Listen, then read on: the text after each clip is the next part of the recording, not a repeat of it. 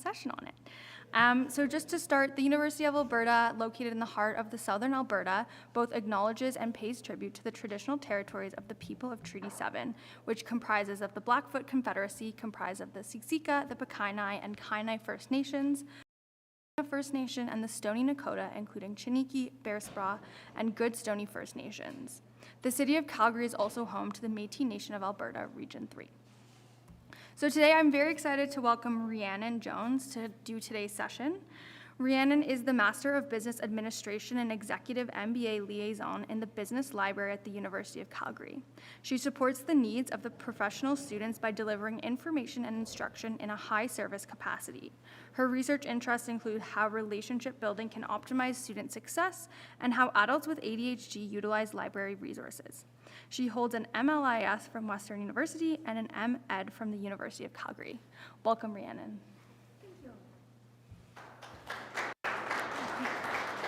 Thank you, everyone. You can all hear me okay? Okay, perfect. If I start yelling at you, just let me know. I have kids, so I tend to yell a lot. So hopefully it all goes smoothly and I don't yell at anybody here. So today I'm going to start by going through my slides, talking a little bit about the customer discovery, talking about conducting research, what is customer discovery, what is involved in research and interviews, what are the different types of research, and finding resources. So basically, I'm going to throw a lot of information at you in about 45 minutes. I'm going to do some live demos of library resources. I just want you to know that it's okay if you don't remember a single thing. The specific resources, it's okay if you don't remember because it's a lot. I want you to just know the types of resources that are available to you through the University of Calgary Library, especially when it comes to business research, because business research is a whole different beast than other types of research. So basically the biggest thing is that I want you to know these things are available, and I'm really receptive to talking to you. I love it when you email me with your ideas. We can have Zoom chats, via email or the phone, whatever works for you. So I'm happy to work with you as you go through this research process. So don't worry if I show you some databases and you don't remember anything. We can target those to your specific needs when you're ready. I just want you to be aware of the types of resources you have available to you. So the first thing you want to do is you want to treat research like an entrepreneur. Okay, so you want to get out of your student headspace and you want to think like an entrepreneur. You want to think of the type of information you actually need to succeed. So you want to think about what is that market information, right? What is available? So your first step is knowing what is available to you. Through the University of Calgary Library, there's a lot of resources available. Maybe when you graduate, not as many. But you want to, as an entrepreneur, you want to think, okay, what's available to me? And that'll define how you kind of go about your research. You want to think about what the market gaps are, especially when you're thinking of new products, services, new innovations, right? Look for those gaps. That'll help you find a winning idea. You want to understand how the market works itself. So what types of information will get you what you need, okay? So are you looking for data? Are you looking for raw data? Or are you looking for published reports? So what types of data will get you what you need through the market? You want to ensure you have good data. And this is where you verify your information. Okay, so don't just trust that you found something perfect, because we all know when we Google there's a lot of garbage out there. So you really want to verify your information. You want to double check. You want to make sure it's reputable. You want to develop a plan for understanding the market. So have a research strategy. You want to start by creating a list of things you're looking for before you even start searching. So you want to have this strategy before you start. And you want to document everything for your business plans. So don't just assume that because you find it one day, you'll be able to find it again. If you find an item that you think is important for your research, you need to either save a copy, you either need to create a citation for it, you need to give yourself enough information so you can find it again. It is really, really common for students to come to the library and say, I have a paper due, I found this resource, it's perfect, I was using it, I wrote a couple quotes from it, I didn't save it, I don't have any of the information, and now I can't find it again. So you just really want to make sure that you can keep track of your research so you can find it again. I'll probably say that a few times.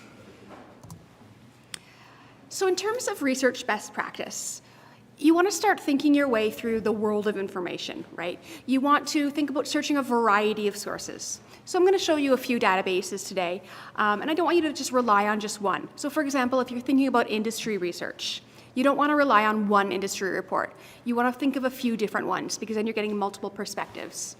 You want to keep track of your research, and you want to consider your sources, especially as you're Googling for information. So the Business Library has a lot of wonderful tools for you, but we don't have everything. So quite a lot of information can be found, right, just by Googling, but you really want to do what we call the CRAP test. Okay, so you want to do your CRAP test as you're researching. So the C stands for currency. So the first thing you think about when you're searching anything is, what is the date on this? Okay, is this too old for me? Is it outdated? Do the links work? So you want to look at when something was published, when something was produced, because right away when you're doing business research, you want to stay recent, right? So for example, if your topic is something on AI, you definitely want to stick to the last couple of years. Even the last year, you're going to find plenty of information.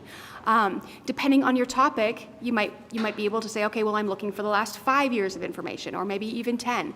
So you really want to know before you even start searching what the date range is you're searching for. The R stands for relevance. So does the item you find actually have to do with your topic? If you find something with this wonderful headline and you read the item and it has nothing to do, they just don't match at all, that is a sign that disinformation is going on and somebody is willfully trying to feed you bad information. So when the headline does not match the content at all, you can discard that because it's probably not trustworthy. The A stands for authority. So who produced it, right? Was it written by a corporate body? Was it written by a doctor? Was it written by a business professional? Can you find out anything about the person or corporation or organization that produced the material? An example I use of this is there is a report on children's mental health, and it looked like a fantastic report. It was professionally produced, came from this wonderful organization, had citations, looked like a really thoroughly researched paper. When you went into the About Us section of the organization, their entire mandate was anti-vax for children. So their whole mandate is promoting anti-vax information. And then you have to look at this wonderful report they produced on mental health and wonder what types of information have they left out because of that, okay? Or what have they added? So knowing about the purpose of the organization or author will help you determine whether or not you can trust the information. The second A stands for accuracy. So right away, does the source cite their sources? If you find this wonderful resource, it's got all these great sources, these great statistics, and you're like, this is perfect. If it's not sourced anywhere, you just can't trust it. Okay, you need to find out where that information came from. So if the author does not provide those sources or doesn't even say where they found any of the information, it's really hard to use. Okay, and so you should be able to verify that information. And the P is for purpose. So just knowing why something was produced can help you determine whether or not you think it's safe to use. So it's okay to use biased information as long as you recognize that it's biased and you do an extra step and find some information that counteracts that bias. So this is just called the CRAP test. We mostly use it when we're Googling for information. You get in the habit of just looking for these key pieces of information that can help you really quickly decide whether or not something is trustworthy or not. And we'll save all the questions to the end, so if you have a question about the CRAP test, you just write it down. Okay, so in terms of searching for information, you want to think about research synthesis and evidence-based practice. Okay, so this is just the whole process of doing research, right? It's the process of asking your question. Okay, so your question can be based on your innovation or your idea. That can be your research question, right? How does the market work for this, or is there a market for this? You're trying to find an answerable question, and that's what you use to guide where you find your sources and what types of information you're looking for. And then there's acquiring, right? So systematically searching and retrieving that evidence. And the word systematic here is kind of important. You want to be thorough, you want to have a plan, you want to know that you've searched as comprehensively as possible, and you're not just picking certain things based on your own bias. You want to appraise the information, so you want to look at it and decide whether or not to use it. You can refer back to the CRAP test for that. And then you want to aggregate it. You want to take all of that information, put it all together, and weigh it and come up with your own ideas. And then you want to apply that information to your problem at hand, take that information you found, and figure out whether or not your venture is feasible or not. And then you want to assess that information and assess the outcomes of your research. And that can be done at a later stage. So those are the general steps for evidence-based practice. And evidence-based practice is great in any discipline. It's just taking that available evidence out there and using it to support your decisions, right? Anybody can come up with their own opinion about anything. But if you add that your opinion with published research, then your opinion is going to be stronger. Okay, so a bit about customer discovery here. You want to think before starting the research, you want to think, what is the experience of the problem and challenge that you're trying to solve? Okay, so what are the experiences? What are the frustrations? Okay, who are the people who are experiencing the problem or challenge? Right, so finding that target group, your target customers, your target population, you want to think of, who is most likely to experience issues with this? Okay, you want to think, what are they like? Okay, so what are those people like? What do they think? What do they buy? What are their beliefs? Okay, and it's comprised of two different aspects here. We have primary and secondary research, and we're going to go through a lot of that right now. And you need them both. They're both very balanced. Your primary research is stuff you do yourself. Secondary is consuming research that's produced by other people, and having a balance of both is essential. So the reason to do it, okay, you want to see if your solution to a problem is an actual problem. You might have this wonderful solution, you think this is a great idea, this is going to fix the world, and then you go and do your customer discovery and you're like, it's actually not a problem at all. There's no target market for this. Nobody's experiencing this problem themselves. Okay? You also want to understand the problem from a variety of different perspectives. Okay, so you want to get out of your own head and into somebody else's. You want to understand what are the critical problems versus just annoying aspects of the problem, right? So what is critical, what needs to be solved right away, what just kind of annoys people that can be worked on later. You want to know what are the characteristics of your potential customers, okay? And this can be done with a lot of market research. This can be done in terms of primary by talking to people. It can also be done by looking at statistics, going to StatsCan and finding data on certain populations. You want to understand how your customer chooses potential solutions. So this is where you look at the whole environment, you look at the competition, you look at the other solutions out there, and you think, why are people choosing the things they are? Okay? And it'll also help. It helps set you up and your team for creative problem solving. So when you fully understand these problems, then you can have creative responses to what these problems are, and then you're offering a really unique solution. So there's a few different types of discovery, okay? Direct observation, just watching people, right? So if your population is, say, parents with kids between a certain age, you might want to go to a park and just watch how people interact. You might want to be careful about going to a park in that situation and not just being this person sitting on a bench watching children. But you think, where are my people going to be? And then go there and just watch how they interact with their environments. You can do discovery interviews, right? We're just talking to people, getting to know them, getting to understand the problem through their perspective. And then there's the database and online research.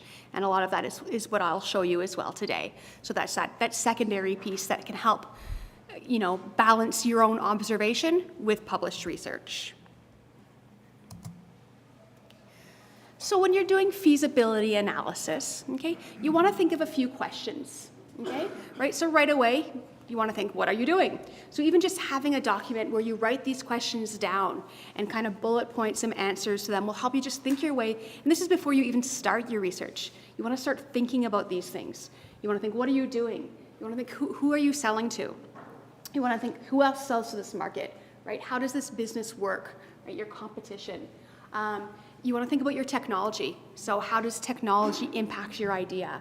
Okay? You want to do a financial analysis to see if you'll actually make money, because ultimately that's what people want to do, right? And then overall, at the end, you want to think, okay, should I launch this, right? And going through the whole process, going through all of the research and developing your ideas, and then finding out that you don't have a profitable or feasible idea, is still not a waste of time, right? You're still learning, and you can take that idea and maybe your original idea, it won't stick, but out of all of your research, you might have found a different problem that you have a solution to, right? So it's never a waste if you go through this process and you think, okay, well, it's not feasible. Don't think you're failed. Just think, okay, well, now I know this won't work, so let's just take this idea and apply it to this. When we're thinking about direct observations and interviews, okay, it helps us learn about the environment and the individuals involved, right? So how do people interact with their environment, right? Just to understand that from living in it, like a lived-in perspective, okay? You want to hear unbiased stories.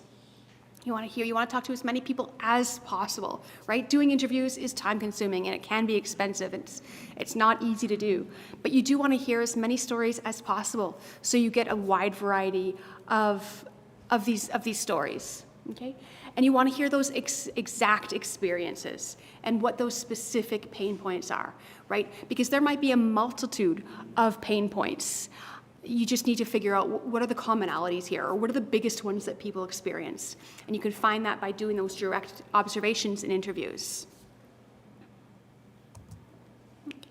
So when we're thinking about doing interviews, okay, interviewing is an art. It takes a lot of practice, right? You want to ask open-ended questions. You want to give people a chance to talk, okay?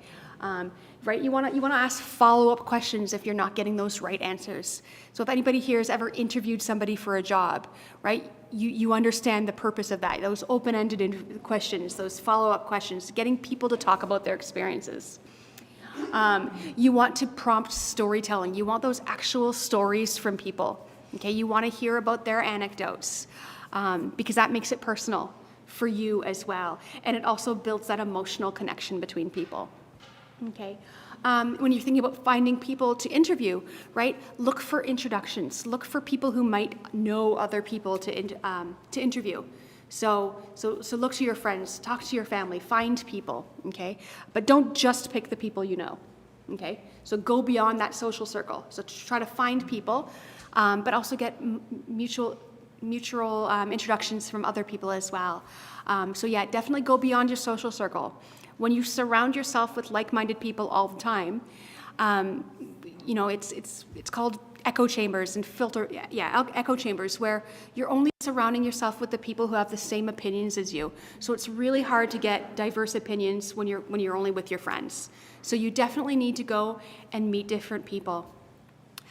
Take good notes. So don't forget to take good notes, even if you're recording. Right? If you're recording, you can still take good notes about your impressions or things that you thought of as you're going. Okay? Identify what the goal of the interview is prior. Okay? So think, this is what I want. This is my main goal out of this interview. Like, do I want to get a story? Or do I want to figure out what the pain point is? Or do I want to find out if this person thinks my idea is feasible? Think about what that main goal is. Okay? And then right after the interview, try to answer that question. So write down some ideas. Don't just assume that you'll remember, because part of talking to people is kind of like amnesia. You walk out of a room and you often forget everything that was said. And then have an open mind, right? So people are going to disagree with you. You might not get the stories you're expecting. Don't just ask those questions for the answers that you want, because of course, everybody's got different experiences, so don't be upset right away if the interview you get isn't what you thought you'd get, okay? Or if their opinions just don't jive with yours at all. So just have that open mind, and remember that you can always go back and do more interviews. Okay, and a lot of the do's reflect the don'ts, right? So avoid confirmation bias, and this is where you're going to find different people to talk to, right? Don't just talk to your friends. Don't just ask those questions that lead to an answer you want, okay? Don't interview your friends and family. Definitely don't go unprepared. You really want to be prepared. You want to be organized, because there's nothing worse than coming into a room and having an interviewer flip through their notes and not know what they're going to ask next, or not have everything set up. So just be prepared. It just makes you look way more professional. Definitely don't talk the entire time. That's not an interview. And don't stare at your computer while they're, or just take notes, right? Make eye contact, create those emotional connections, get to know the person, right? And they might not end up being your friend, but treat them as a friend when they're in the interview, right? Just build that connection, because then you're going to get honest answers from people. In terms of direct observation, okay, observation is so much easier for introverts. I'm an introvert, so I love observational research because I just sit there and watch people and write things down. So you just want to identify where the problem is going to occur and just go there and watch, okay?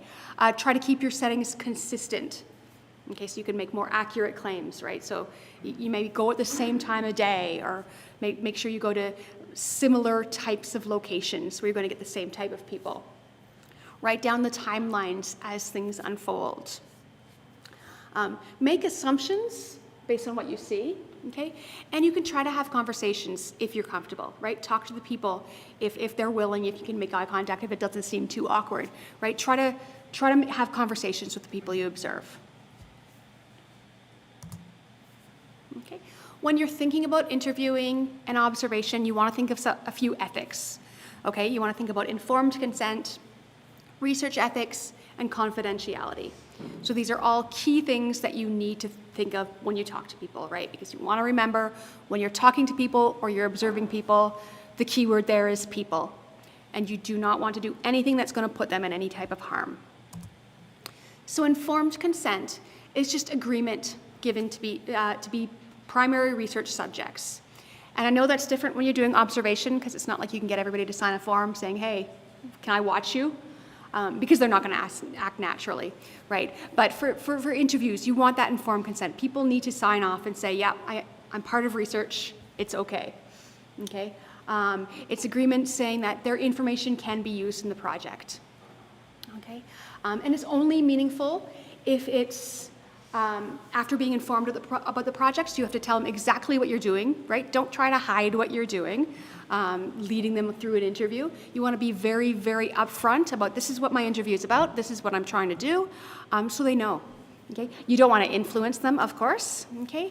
And you want to set the level of confidentiality, okay? So you want to tell them how confidential their information will be, right? So it means, right, so there's certain levels of confidentiality, which we'll get into, okay? So in terms of informing them, so the person should understand the purpose of your research activity.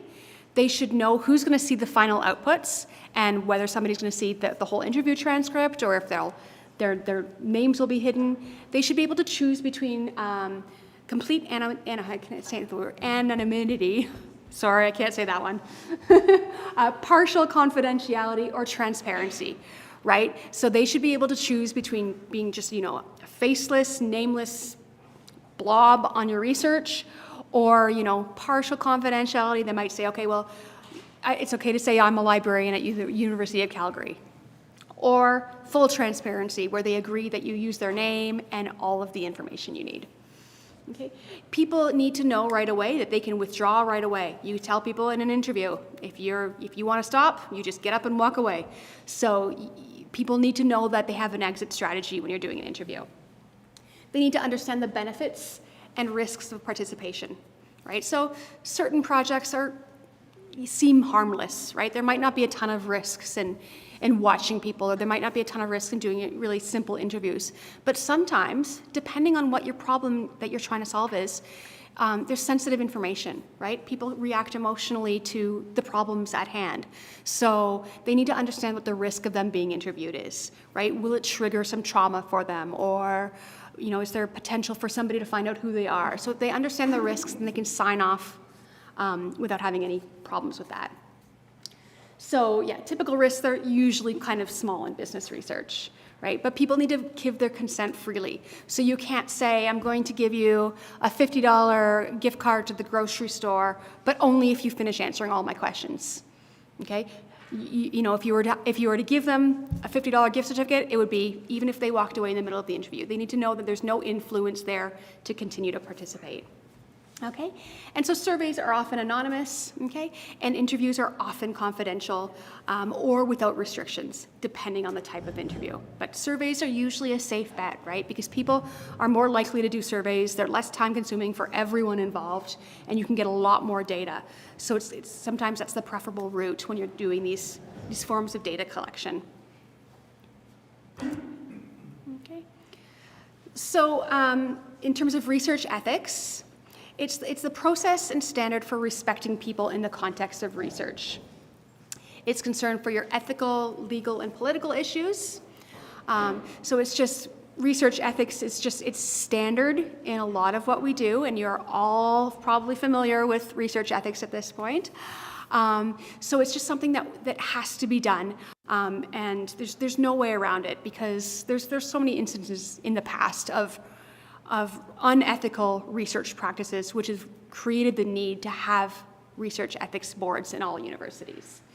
And it's to protect people, right? It's to protect the participants from your research, right? Because some of these things are sensitive. It's to ensure that the research and project protects the interests of individuals and groups as a whole. And it looks at ethical research and project activity for ethical soundness. So basically, when you fill out your ethics application, people will look at it and they will pick it apart, and they might say, okay, this part here is potentially sensitive. You might need to reword this, or this part you need to take away. When I was doing research on students with ADHD, the ethics process was long and tough because they kept coming back to me and saying, okay, fix this. Fix this, fix this. So don't expect your ethics proposals or your ethics applications to be just signed off really quickly. There's a lot of back and forth because they do look very carefully at every aspect of the research you're doing to make sure that you're not going to harm people. Okay. And we talked a little bit about this, but in terms of confidentiality, there's different levels of confidentiality. And this is all stuff that you need to figure out, and you need to give your participants a bit of a choice here, right? So anonymous just means the information can never be linked back to the source. So it's the safest route. A lot of people prefer that because they know there's no repercussions at all. It might require disguising information, changing names or places, assigning people aliases. Or it might just require keeping it all totally secret, okay, or finding a different source. Confidential is students or researchers, they know who provided the information, okay, but nobody else is allowed to know. Okay, so anonymous means nobody knows, not even you. Confidential means you know, but you protect the source. And then no restrictions just means the information is completely transparent, right? You publish the person's name, you can take their picture if you want, right? And so people have to sign off on that. Most commonly, we do often see, right, in surveys we've got anonymous, in interviews it's confidential, and then no restrictions are probably pretty rare in research. So now we're getting down to the actual research here. Okay, so there's different types of data. We've got quantitative data, we've got those the numbers, okay, the numerical data right there. Qualitative is that verbal, the more feeling stuff. So quantitative, secondary sources is collected and produced by other people, right? It's those reports that you're going to find. Here's an example of census data. So that's your secondary source. It's produced by somebody else. In terms of primaries, when you do it yourself, right? This way you come up with those numbers yourself. You might want to, if you're pricing a certain product, you might want to go to 10 different grocery stores and see how they've priced their items and create your own table of numbers. In terms of qualitative, it's your verbal data, so it's often produced. You'll find that in a lot of published reports, academic articles, trade publications, industry associations. When you do it yourself, it's that interview piece. So there's just the qualitative and quantitative, and both are essential for business research, right? Depending on the type, right? Industry information, are you doing industry information, financial information? So they're all dependent on what you're doing. When we're talking about primary resources, there's a lot of ways you can get primary resources without actually having to do it all yourself. right? The first one is surveys, interviews, and focus groups. That's the stuff you do yourself, but other ones are already produced. Things like data analysis or earnings calls. Annual reports are considered primary material. And then there's, observation. So you can see there's so many different types of primary resources. Social media analysis, which we'll talk about soon. So there's just different types of things that are primary resources that you might not think. You might think that's secondary. But if you're asked to do primary research, going through a collection of annual reports is primary research because it's that primary data piece. There's a link to a database that I will show in a bit, Sage Research Methods, that I think is going to be hugely helpful for people. So it's just linked right here as well. So social media research. Because books and academic articles can take years to produce, and in business research, sometimes when you find one, the information's already outdated because it takes so long to produce. Using those is amazing, but then also combining it with social media research for that immediacy is really, really powerful, especially for business research, right? Social media is a huge source of business research. And you can see just on this slide all of the different types that you might not think are necessarily social media, right? You might not think SlideShare is social media, but it is, right? It's everybody sharing their own ideas. So there's just so many different types of social media that you might not think of necessarily. But why do we use it for business research, right? There's sentiment. People will say exactly what they're thinking about anything on social media, right? People don't often have filters on social media. They feel pretty safe. So if you say, for example, if you're thinking about a product or something and you find a competitor, go to their social media sites and see the types of things that are being posted on their sites, right? Does everybody give it a big thumbs up? Or are there a lot of angry faces, right? That's going to give you your sentiment right there. There's competitive intelligence. So when you're thinking about your ideas, always think about those peers, always spy on their pages and see how they're managing their customer problems, see how they're responding, see how they're dealing with social issues. It's a huge one, right? Then there's targeted advertising. We all know that. We don't have to belabor that one. Customer service. So how do they respond to their customers, right? People can't often just throw posts onto organization pages, but sometimes people will voice their opinions on the comment section. So look at all those comments and see if they're responding to those comments, because that'll help give you an indication as to how that company deals with these issues. Then there's data, tons of data, of course, and then up-to-date information. So you take that academic article you found that maybe was published in 2023, but they pulled their data in 2020, and then you take a social media source and you got, 2 hours ago. So you have the balance of both, something that's a little bit older, but a little bit that's gone through the rigor of peer review, and then you've got, your own data observation through social media. But you do want to think of some considerations, of course, when doing social media research. So they are not necessarily true representatives of community. We all know the loudest voices rise to the top on social media. You want to watch for biases and misleading engagement. So for example, maybe my neighbor owns a business and maybe I'm mad at my neighbor for some reason. So I go to their business page and just fill it with angry reviews. Maybe I take the extra step and build a few fake accounts just to bomb their business. That happens, right? So when you're looking at social media, you want to look for patterns. You want to look for longevity of issues. So if you see a couple of angry posts, keep scrolling, keep going back. And if this continues for weeks, months, and it's different people and same types of problems, then you can be fairly certain that this is a problem. But if it's just a few, then it could just be, an angry neighbor. You definitely want to watch for bots. So bots are created to give hype to things, right? So a bunch of people are commenting and liking, and it all appears to be different people. Those could be they're just bots just intended to kind of, mislead you into thinking something's more prominent than it actually is. And there's ways to find bots. So if you're concerned, if you think you might be being targeted by a bot for some reason, you can click on the picture, do a Google reverse image search, and see whether or not where that picture came from.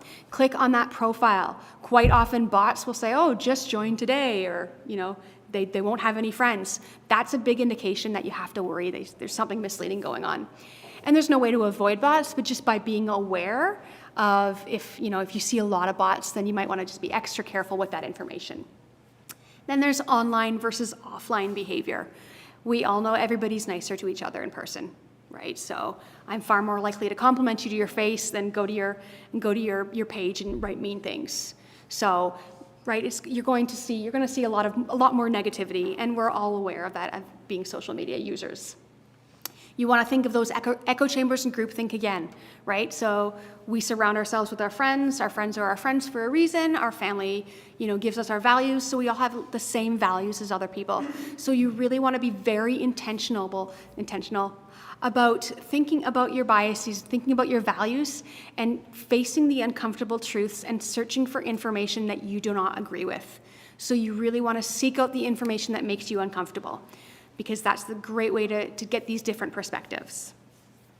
A big consideration is long-term access to data. May change, will change as platforms evolve.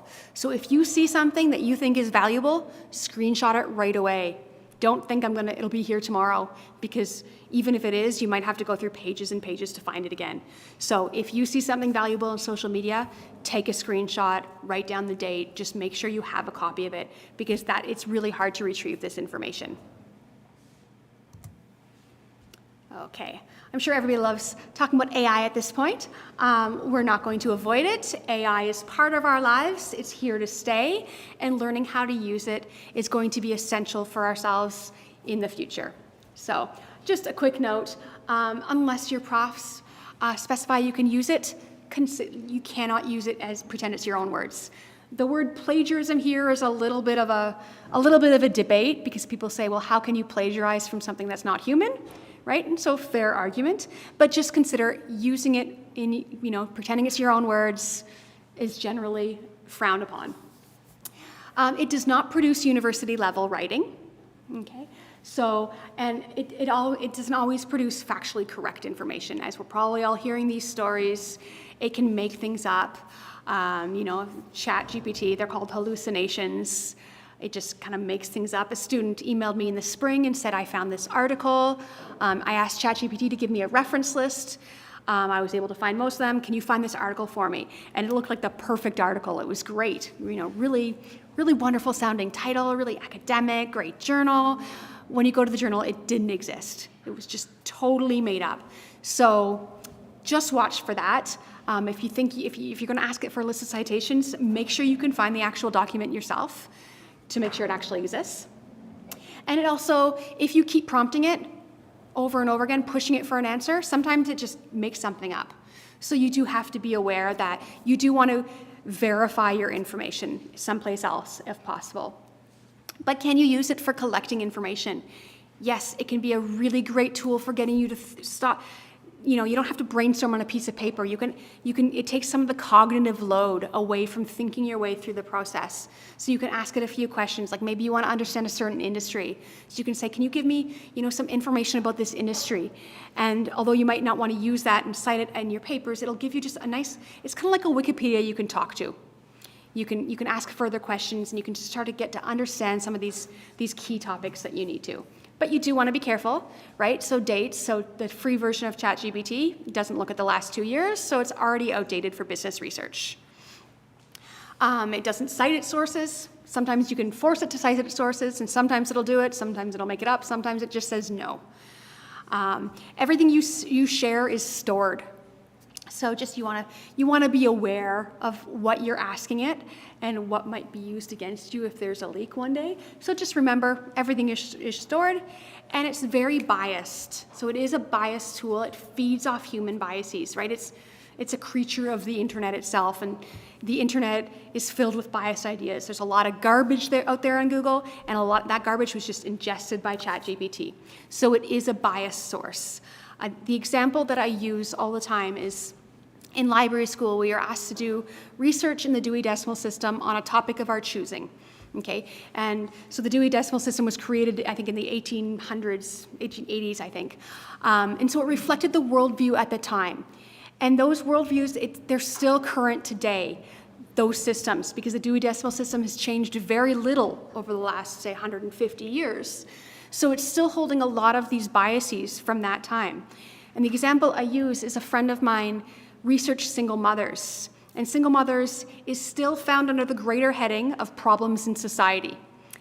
So all of that information has been put into Google. So ChatGPT is going to give you those same types of biased answers. So by being aware that you are getting biased information, you can just be extra intentional about searching past those biases. So thinking about whose voices are missing, right? What representation is not here. There's all sorts of stories out there about how biased it is. An example I came across about a month ago was somebody asked it to write an email in the voice of the protagonist of a novel called The Hate You Give. And it was a Black protagonist. And all ChatGPT did was write this email and put the word yo after every few sentences. So you do want to be aware that it's a problematic tool, but it can be a wonderful place to get started, especially when you're thinking your way through really tough concepts. Just a couple of weeks ago, a student asked me a question. I was like, I don't even know what that means. So I just asked ChatGPT to explain it to me as if I was in grade 5, and it did a really good job of it. So it's a great tool for tough concepts. You can get it to break things down and simplify concepts just to save your brain from having to be overwhelmed by all of that. When using it, prompt engineering is the term that's used to ask it questions. There's all sorts of research out there on prompt engineering. The CLEAR framework was developed by a librarian to talk about how you use prompts to really harness it in a quick, efficient way. So you want to be concise, okay? You want to ask it questions. You want to look for extra information and take that out, okay? Think this part's not really needed. You want to be as concise as possible. You want to be logical, okay? You want it to be structured and coherent. It needs to follow a natural progression of language. You want to be explicit. You need to give it clear, specific output. You want to say, give me 5 bullet points about this, or maybe you are studying for a test. Give me 10 practice questions on this topic. If you give it specific output requirements, it's going to give you that and back. If you don't ask for those, it's just going to keep on going, and it might not be as useful. You want to be adaptive, okay? So you want to experiment with it. So I'm going to talk about temperature settings in a second and phrasing. So you want to play with different terms, because you could ask it the same question 10 different ways and get 10 totally different responses. So be adaptive, ask follow-up questions, and just remember that you might have to try a few times. And then be reflective. Reflect on the process, think about what worked, and apply it to future prompts. So they say that AI is not going to take people's jobs. What's going to take people's jobs are the people who know how to use it. So there's all sorts of resources out there. Spend some time, teach yourself about how to use this. It's a great strength. So just when we're talking about some other hints, right? I mentioned temperature. So for ChatGPT, if you give it a specific temperature range, you'll get a different answer. So the temperature goes between 0 and 1.0, okay? And if so, you say, set the temperature to 1.0 and give me names for a new wellness blog. So the higher the temperature, the more creative the output. The lower temperature, you're going to get more logical, measured responses. So play with temperature and see how that changes your responses. It's fun. Give it context. Say, I'm a recent graduate, or I'm a business owner, or I'm something. Give it some context to give it so that you can get answers. The example I use is says, I'm writing a book, and so I had to ask it how to kill somebody, and it flat out said no, it wasn't going to give me that information. Until I said, I'm a writer, and I'm writing a book about this, and then all of a sudden it was very helpful. So tell it a bit about yourself. Role play with it. Say, you are this. I want you to do this for me. And then you engage with it in a little bit different ways. Refine, so ask your follow-up questions. Don't forget critical thinking, right? Really, really don't just trust what it says. Always evaluate that. And if it's something that you think is really important, then try to find it in another source as well. So try to back it up if it's something that's essential to your research. And then for ChatGPT, you can go into the custom instructions. So you can actually save a lot of those context pieces. You can say, I'm a teacher, or this is what I do, this is what I'm researching, and then it just remembers for all of your questions, so you don't have to keep explaining yourself. It just cuts down on some of the typing. So you can go into the custom instructions and just kind of fill out a form, and then it just remembers you every time you log in. Okay, get almost ready for the library demos here. So there are a ton of different places we can go. Okay, I'm not going to go through all of these today. This is just some ideas as to where you can go start looking for some of this business research, right? We've got library databases themselves. There's industry reports, the Calgary Economic Development site. I don't know if anybody here has used that. If you're thinking about starting a business in Calgary, it is an essential resource. There's so much research on there, local, you need it. So Calgary Economic Development has some great research tools. You want to think about blogs as well, right? Always take those, and be extra careful with those because you really don't know who wrote them, but you want to think about blogs. They're a great source of information. Use different search. Now my brain just stopped working. Like Google, DuckDuckGo, yeah, search engines, thank you. Just use different search engines and see how your results differ, okay? If you're Googling, log yourself out or use incognito mode because you're going to get different responses based on whether or not you're signed in, right? Because Google remembers everything we do. It knows what we click on, and it always gives us those on the top. So if you want to get out of your own filter bubble, log yourself out of Google, and you're going to get a whole different set of responses. Use Boolean techniques and or not to really refine your searches.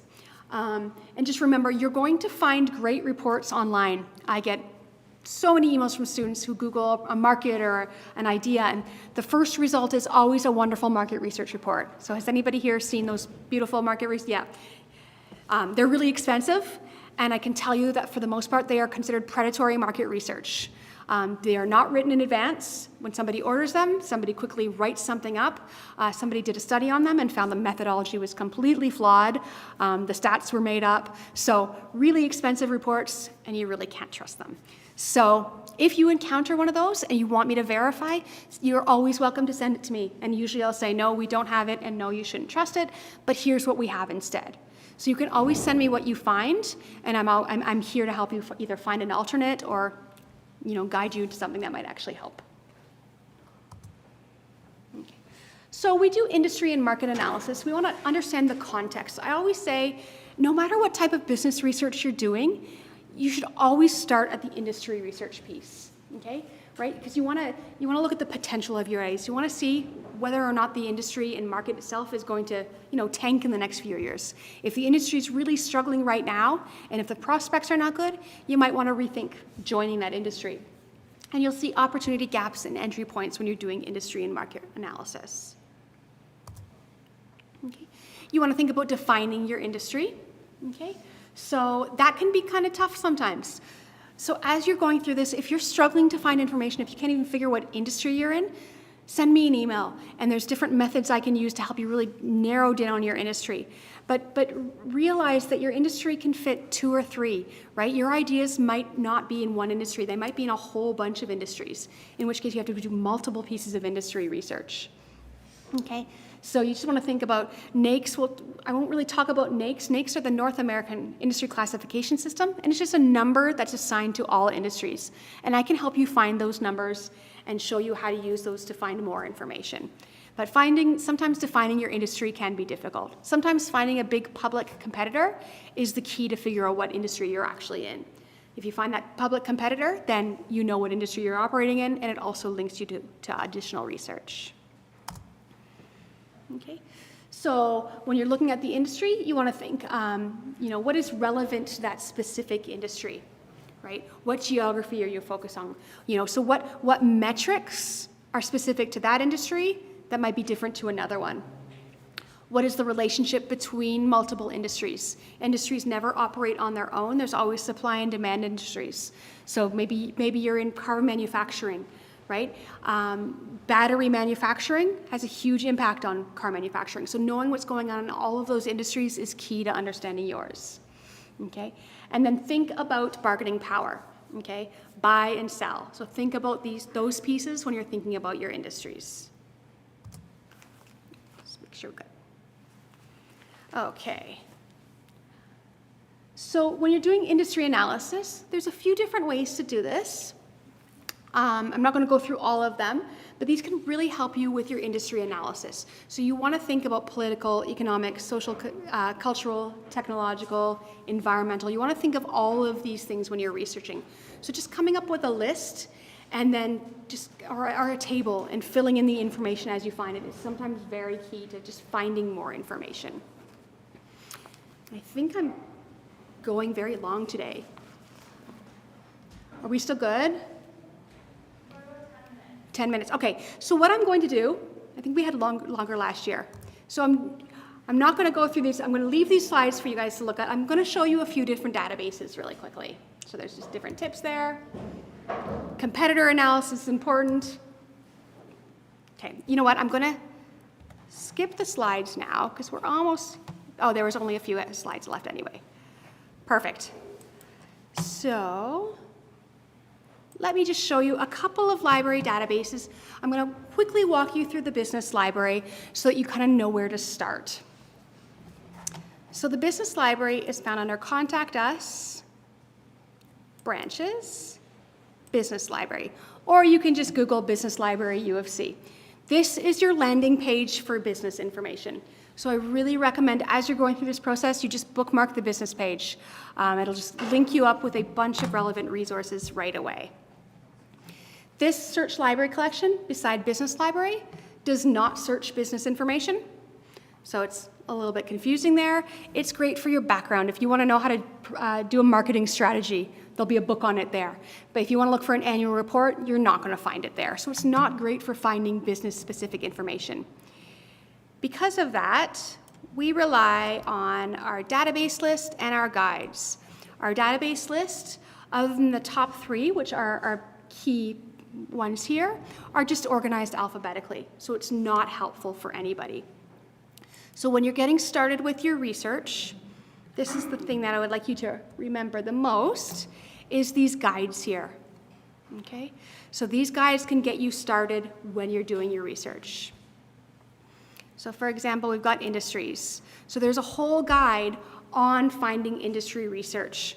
So there's a home page that tells you a couple of our key databases that you're going to use. I'm going to tell you IBIS World is our #1 resource for Canada, US, and China. And then there's a PDF on how to use it. Okay, so there's just different databases you can use, and then it'll link you with different industry reports, Canada, North America, international.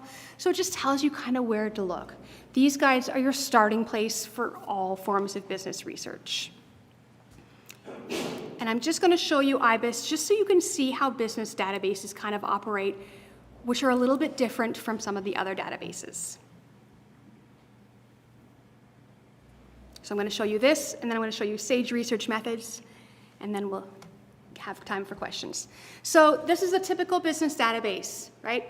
It's not as comforting as those academic databases that you're used to, right? You're used to using those, you know how to work those.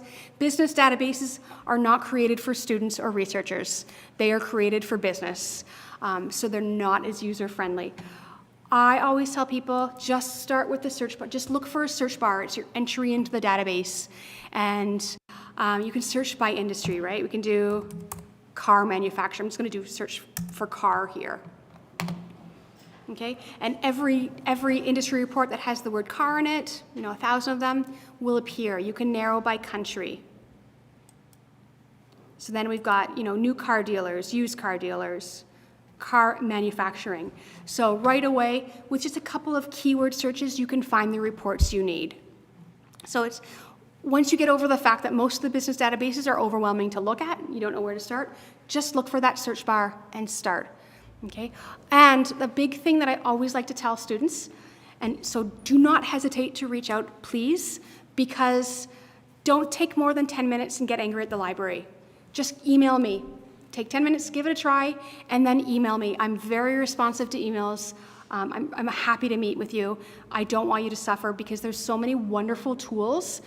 I mean, even if I had 3 hours, I wouldn't be able to show you everything. There's so many resources available to you, from financial data to industry reports to market research.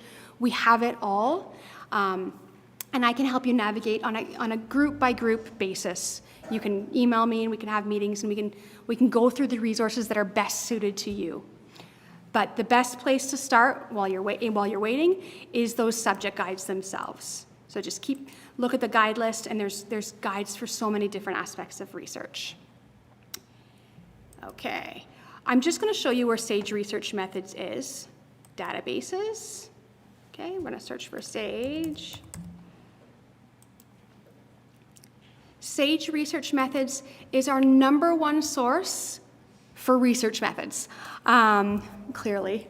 So if you want to do interviews or focus groups, all you have to do is, type in focus group.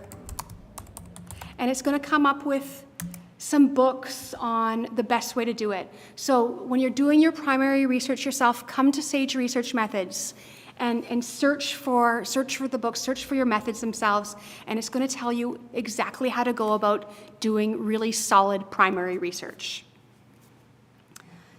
Okay, so I know that was fast and a lot. I'll put that there, but I'll ask if there's any questions. Yes. Thank you for your talk. I have a question regarding the interviews.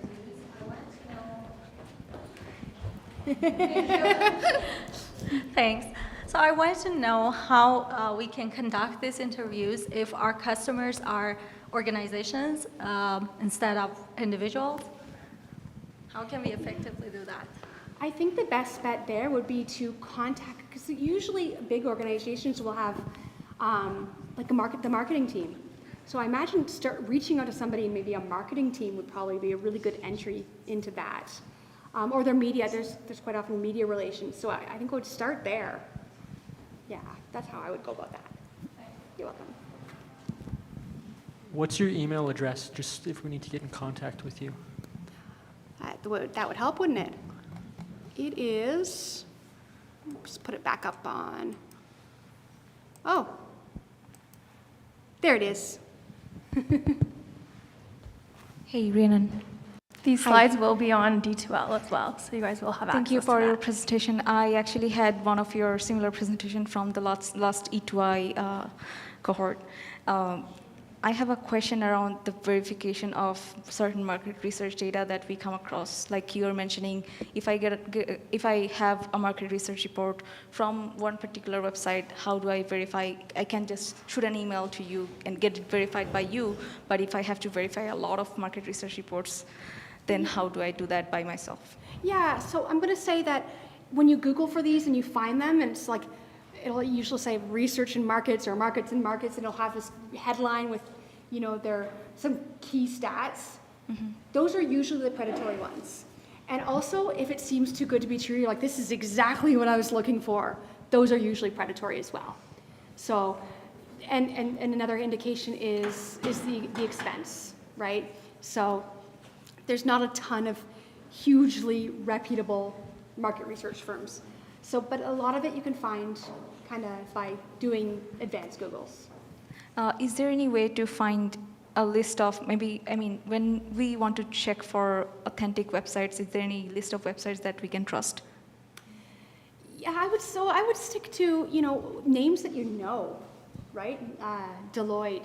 So known think tanks are ways to do it. And also if you're unsure, just Google the name of the company and then just put with the word scam or predatory underneath. And if it is, there'll be an article about that. Right. Okay. Thank you so much. You're welcome.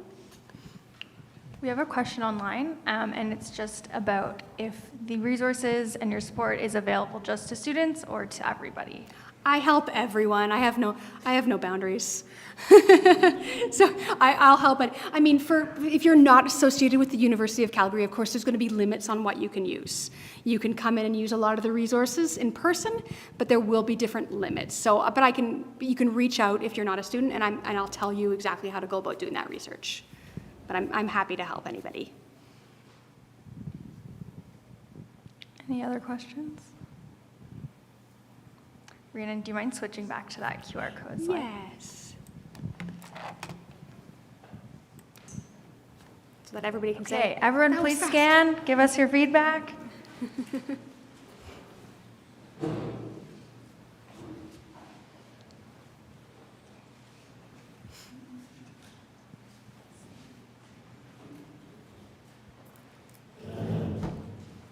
Okay, any last questions?